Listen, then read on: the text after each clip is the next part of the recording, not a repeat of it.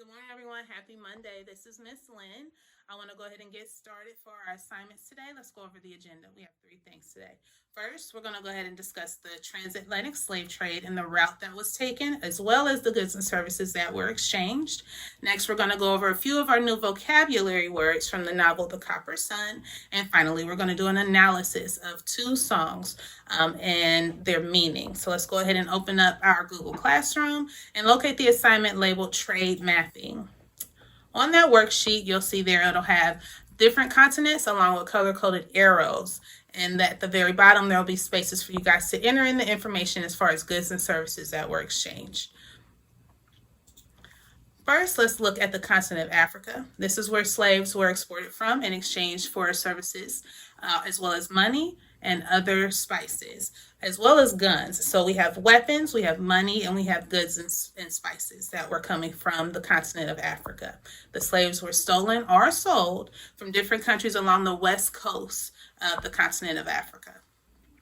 Those slaves were then trafficked to North America. So follow that blue line from Africa to North America. That's where they were forced into servitude as field workers. So they harvested raw goods like tobacco, cotton, and sugarcane. Those are the key components, or the key exchange export items that I want you to mention there.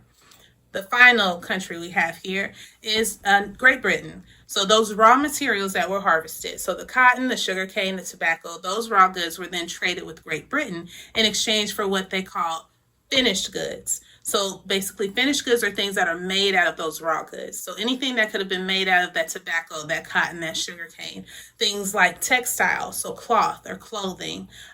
Coffee was very popular as an exchange. And again, there's always weapons or arms that are exchanged. All right, so make sure you have that worksheet completely filled out. We're going to go ahead and move on to our vocabulary words for the day. I want everyone to take out their graphic organizers and make sure that you are labeling in that first box the term. So in the first box, I want the vocabulary term. In that middle box, I want an image or an icon that's going to help you remember that term. And then in that third box, I want everyone to put the actual definition. Our very first definition is kente cloth, a Ghanaian textile made of hand-woven cloth, strips of silk, and cotton. If you need to pause this and take that down, please feel free to do so. The next term is cassava. Cassava is a starchy tuberous root coming from a tropical tree. It's very commonly used in dishes in parts of Asia and Africa. Again, if you need to pause and take that term down, please do so. Our final word from our novel is fufu. It's a dough made of ground and boiled cassava. It's also a staple food in parts of Western and Central Africa. Finally, we're going to go ahead and do our analysis, and this is the part I'm most excited about. So we have 2 songs. The first is Lift Every Voice and Sing, also known as the Negro National Anthem. And finally, the Star Spangled Banner, which we all know as the national anthem for the United States of America. Lift Every Voice and Sing, which was originally a poem, was written by James Weldon Johnson in 1900. It was composed by his brother J. Rosamond Johnson into what we know now as the Negro National Anthem.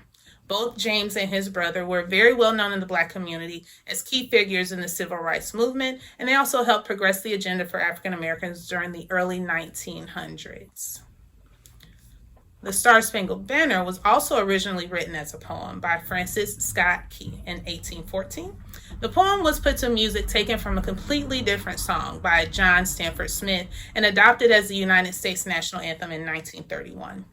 Although Key was notorious for his patriotic contribution, he was also considered a hypocrite. So he owned slaves, and he also suppressed the abolitionist movement. So he did not support the destruction of slavery. I want everyone to also consider, what does this mean to me? What does this mean for all of us? So considering the context from both of these authors and the terms or the lyrics from these poems or the words from these poems, I want everyone to listen to these songs. So I want everyone to open up their Google Classroom. Go ahead and find the YouTube video attached and read the lyrics. So look at the closed caption and pause as you go over it. Look at each line and ask yourself, what did the author mean? We'll then go ahead and compare and analyze each of these songs. So pay close attention to the language and the tone in each piece, and make sure you wear your headphones to limit distractions. I'll see you guys in a couple of minutes so we can go over this information.